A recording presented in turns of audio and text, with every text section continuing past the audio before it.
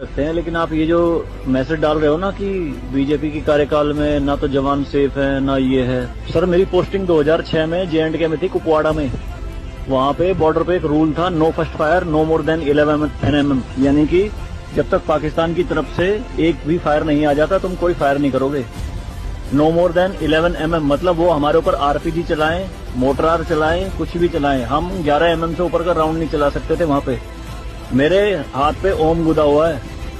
इस ओम के गुदे होने की वजह से मुझे हाथ में रुमाल बांध के ड्यूटी करनी पड़ती थी वहाँ पे। अगर उनको ओम दिख गया ना तो छोटे छोटे बच्चे पत्थर मारना शुरू कर देते थे। और सर श्रीनगर के लाल चौक पे 26 जनवरी के दिन बहुत बड़ा तिरंगा बिछा के जिंदी गाय काटी थी, जिंदी, और जिंदी की खाल उतारी थी सबके सामने, पूरी सेना के सामने। यूनिट खड़ी थी वहाँ पे पूरी, और चक्कू लहरा के खूब बोलते थे, क्यों भाई हिंदुस्तानी कुत्तों, तुम्हारी माँ है ना ये, देखो क्या हाल करेंगे इसका हम। भाई कुछ नहीं उखाड़ सकते थे उनका। क्यों? क्योंकि सेंट्रल में गवर्नमेंट गंडवी थी, नपुंसक गवर्नमेंट थी।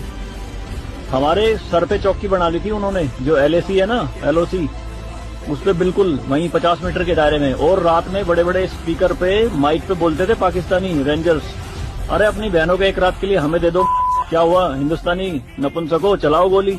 कुछ नहीं कर सकते थे उनका। 2014 में जब गवर्नमेंट चेंज हुई तो सेना अध्यक्ष बिपिन रावत साहब जब उनसे मिले तो उन्होंने बताया कि बॉर्डर के हालात खराब है सर, छूट नहीं है जवानों को कुछ भी। तो PM मोदी ने कहा था कि छूट मेरी तरफ से पूरी है, मैं नहीं जाऊंगा वहां लड़ने, तुम जाओगे।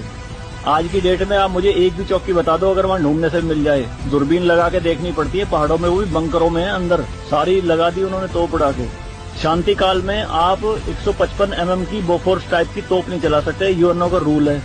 लेकिन 2014 में ये बोफोर्स भी चली J&K में पाकिस्तान की तरफ चौकी उड़ाने के लिए।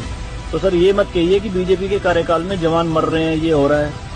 सर सेना के जो हाथ खुले हैं ना वो बीजेपी के कार्यकाल में ही खुले हैं। मैं इसका जीता जागता प्रत्यक्ष आपके सामने बैठ